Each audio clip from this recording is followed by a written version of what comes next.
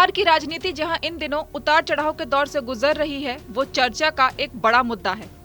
दूसरी चीज जिसने पिछले कुछ दिनों में बिहार में काफी चर्चा बटोरी, वो है प्रशांत किशोर की जन स्वराज पद यात्रा। इस पद यात्रा में चलते चलते प्रशांत किशोर इन दिनों पहुंचे हुए हैं गोपालगंज में। गोपालगंज की जनता पीके को पूरा प्यार दे रही है। पीके भी जनता के बीच रहकर समझने समझाने की कोशिशों में लगे हैं। इसी बीच उन्होंने बताया कि बिहार के सीएम नीतीश कुमार ने महागठबंधन क्यों बनाया। दो वजह, एक कि उनको ये इल्म था। मुझे मार्च में मिले दिल्ली में, मैं आपको बता ही दे रहा हूँ, पहले भी बताता रहा हूँ लोगों को। मार्च में दिल्ली में मिले, तभी बताया कि हम महागठबंधन बनाएंगे, आप आइए हमारे साथ। तभी दिल्ली में आकर मेरे से मिले, 3-4 घंटे मिले।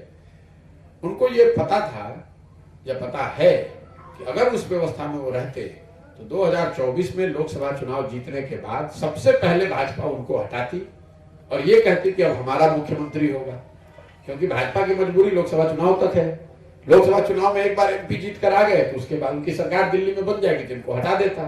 तो नीतीश कुमार ने उसको प्रीएम्प्ट करके महागठबंधन की व्यवस्था बना ली कि कम से कम 25 तक तो सिक्योर हो गया उनकी नजर में।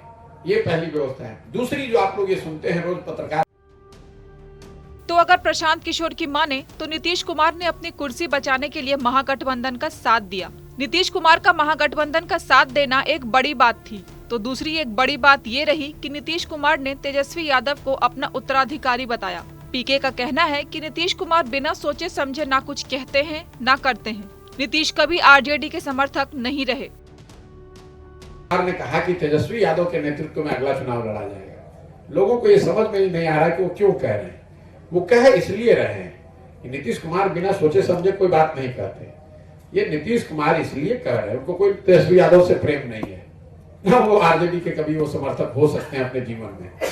वो सिर्फ एक नीतीश कुमार की अपनी सोच है कि अगर 25 के बाद तो मुझे रहना नहीं है, तो मेरे बाद ऐसी शासन व्यवस्था बन जाए, ऐसे लोगों की सत्ता, ऐसे लोग सत्ता में आ जाएं ताकि बिहार की जनता ही कहे कि भाई इससे बढ़िया तो नीतीशे थे।